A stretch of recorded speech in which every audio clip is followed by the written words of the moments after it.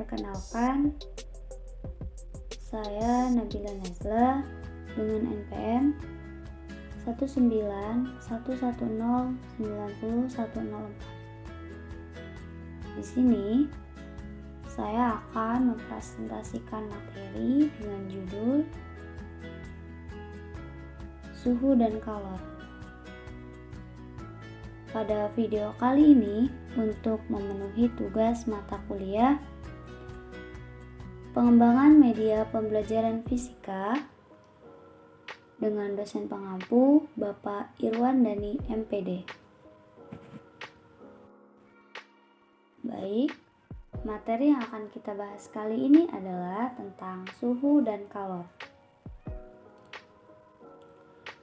Pada materi kali ini ada 5 subbab yang akan kita bahas. Yang pertama ada suhu, yang kedua ada skala termometer, yang ketiga perbandingan skala termometer, yang keempat pemuaian, dan yang terakhir adalah kalor.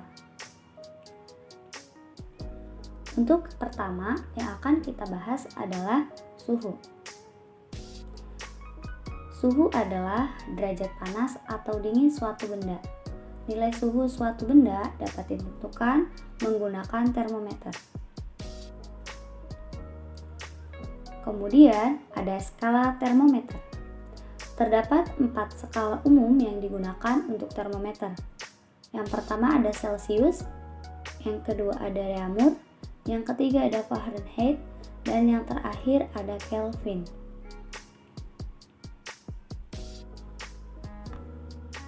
Sekarang kita akan membahas tentang bagaimana hubungan skala Celsius, Reaumur, Fahrenheit, dan Kelvin.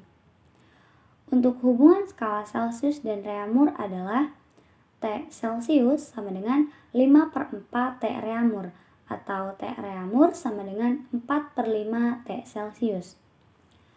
Kemudian yang kedua, hubungan skala Celsius dan Fahrenheit adalah T Celsius sama dengan 5/9 dalam kurung T Fahrenheit dikurangi 32 atau T Fahrenheit sama dengan 9/5 T Celsius ditambah 32.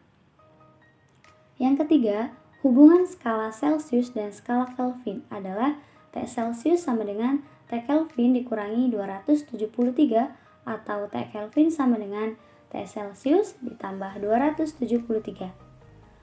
Yang terakhir, hubungan skala Reaumur dan Fahrenheit adalah T Reaumur sama dengan 4/9 dalam kurung T Fahrenheit dikurangi 32 atau T Fahrenheit sama dengan 9/4 T Celsius plus 32. Selanjutnya adalah perbandingan skala termometer. Perbandingan skala pada termometer adalah Celsius berbanding Reaumur berbanding Fahrenheit berbanding Kelvin sama dengan C berbanding R berbanding F dikurangi 32 berbanding K atau 5 berbanding 4 berbanding 9 berbanding 5. Selanjutnya kita akan membahas tentang pemuaian. Pemuaian dapat terjadi pada suatu materi dalam wujud zat padat, cair, atau gas. Nah, yang pertama yang akan kita bahas adalah pemuaian zat padat. Zat padat yang dipanaskan akan mengalami pemuaian. Pemuaian zat padat dapat dibedakan menjadi pemuaian panjang, luas, dan volume. Pertama, kita akan bahas tentang muai panjang, di mana koefisien muai panjang atau A adalah pertambahan panjang zat pada pertambahan panjang zat padat pada setiap kenaikan 1 derajat Celcius. Dengan rumus ada 3. Yang pertama, L sama dengan LO ditambah DL. Yang kedua, DL sama dengan LO dikali A dikali DT. Kemudian yang ketiga, L sama dengan LO dalam kurung 1 ditambah A dikali DT. Dengan keterangan DL adalah pertambahan panjang, LO adalah panjang awal, sedangkan L adalah panjang akhir, A adalah koefisien muai panjang, dan DT adalah kenaikan suhu.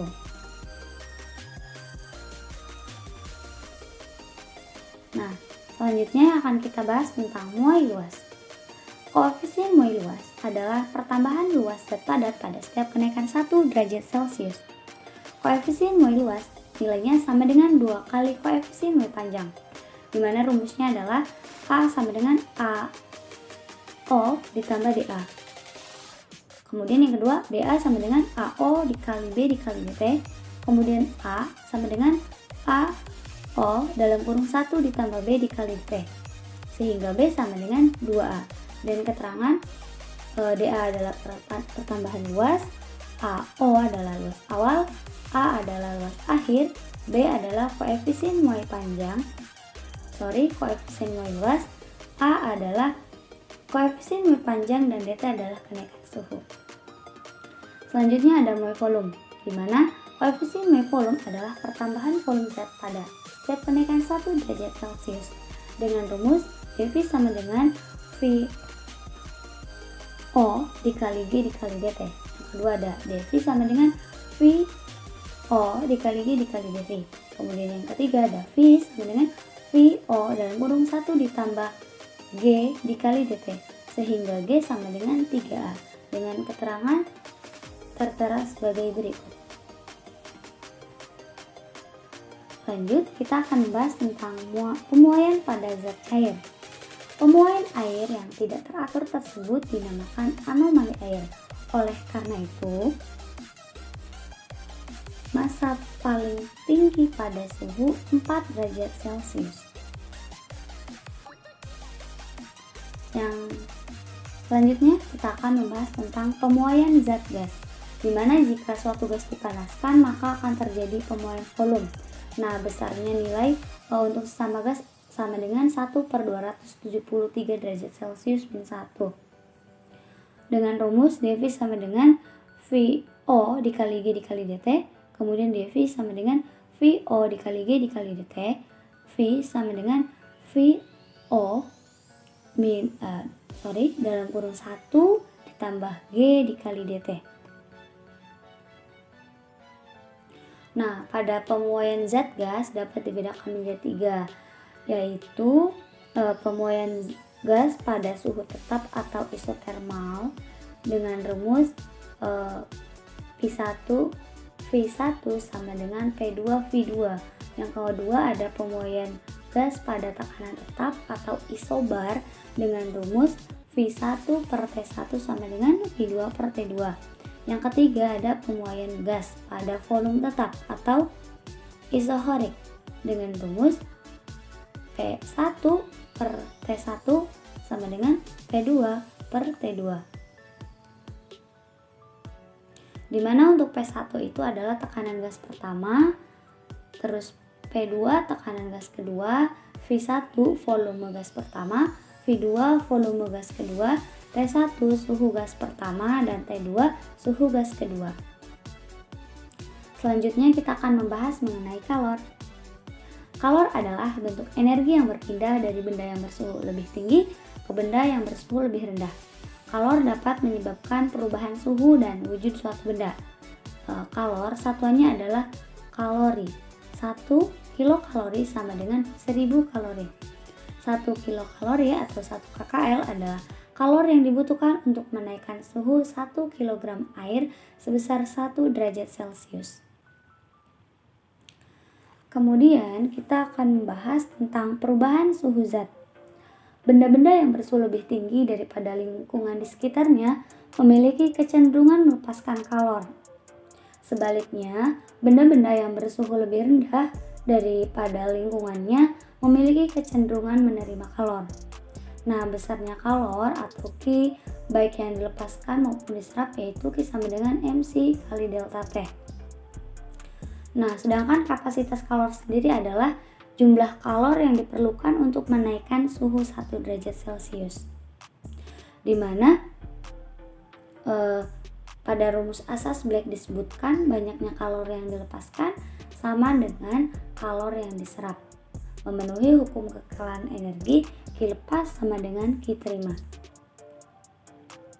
Kemudian ada perubahan wujud zat, di mana perubahan wujud secara fisik itu ada 5. Yang pertama mencair, di mana proses perubahan wujud dari padat menjadi cair. Yang kedua ada menguap, di mana proses perubahan wujud dari cair menjadi gas. Yang ketiga ada menyublim, di mana proses perubahan wujud dari padat menjadi gas. Yang keempat membeku, di mana proses perubahan wujud dari cair menjadi padat.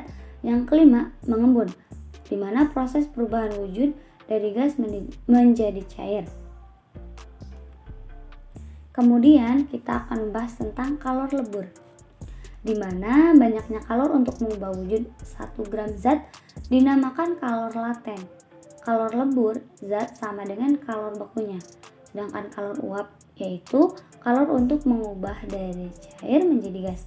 Nah, kalor uap zat sama dengan kalor embun, kalor yang dibutuhkan zat bermassa M untuk mengubah wujudnya, yaitu Q sama dengan kalor, M sama dengan massa benda, L sama dengan kalor laten. Kemudian ada kalor didih. Kalor didih merupakan kalor yang dibutuhkan 1 kg zat untuk mendidih menjadi uap. Kalor ini sama dengan kalor yang diperlukan pada zat untuk mengembun. Kalor yang massanya M dan kalor yang didih atau uapnya U, sehingga rumusnya Q sama dengan M dikali U. Sedangkan yang tadi rumusnya Q sama dengan M dikali L. Oke, lanjut kita akan membahas tentang perpindahan kalor. Perpindahan kalor memiliki 3 macam perpindahan, antara lain konduksi, konveksi, dan radiasi. Nah, dalam kehidupan sehari-hari ini kita sering dihadapkan oleh berbagai macam peristiwa perpindahan kalor ini.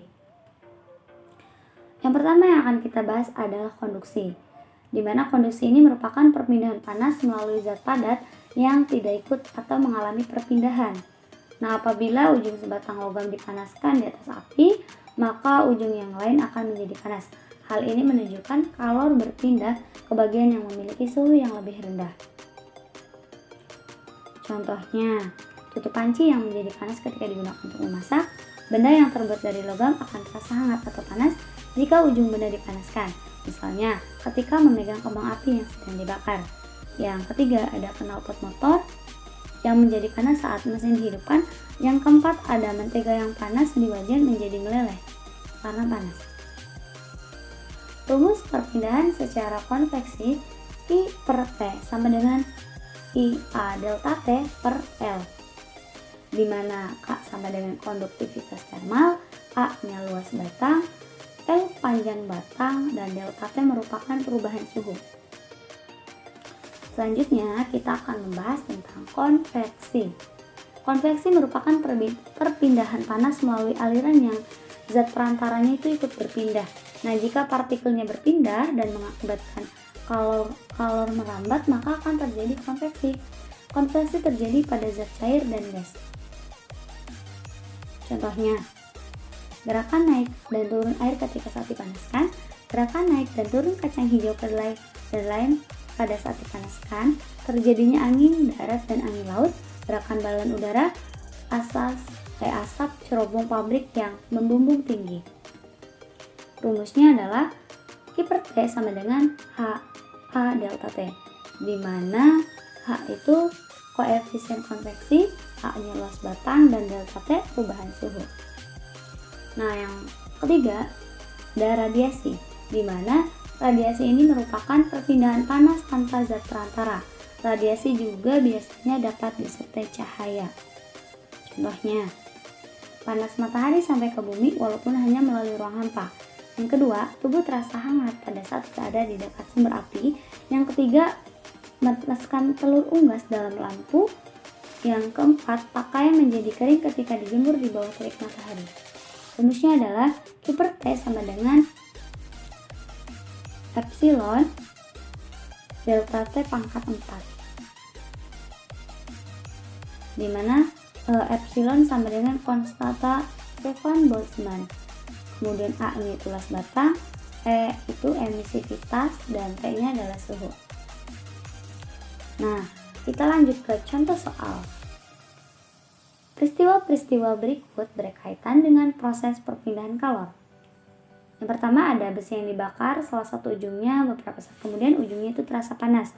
Yang kedua, terjadinya angin darat dan angin laut. Yang ketiga, sinar matahari sampai ke bumi. Yang keempat, api unggun pada jarak 3 meter terasa panas. Yang kelima ada asap sisa pembakaran bergerak melalui cerubung dapur. Yang keenam, air yang direbus bagian bawah mengalir ke atas. Yang ketujuh, gelas kaca diisi air panas, bagian luar gelas ikut rasa panas. Yang kedelapan, pakaian yang lembab disetrika menjadi kering. Nah, pilahkan peristiwa-peristiwa di atas berdasarkan kaitannya dengan perpindahan kalor secara konduksi, konveksi, dan radiasi.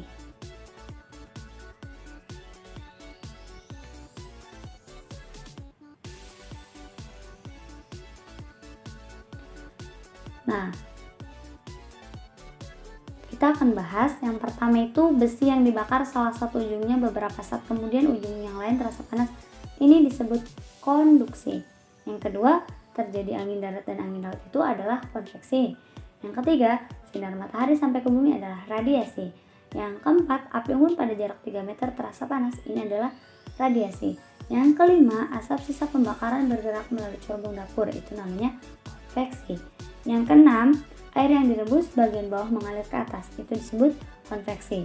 Yang ketujuh, gelas kaca diisi air panas. Bagian luar gelas ikut terasa panas. Itu namanya konduksi. Dan yang terakhir, pakaian yang lembab disetrika menjadi kering. Itu adalah konduksi. Nah, mungkin itu yang dapat saya sampaikan. Saya memohon maaf apabila ada kesalahan dan semoga materi yang disampaikan dapat bermanfaat. Saya akhiri. Wassalamualaikum warahmatullahi wabarakatuh.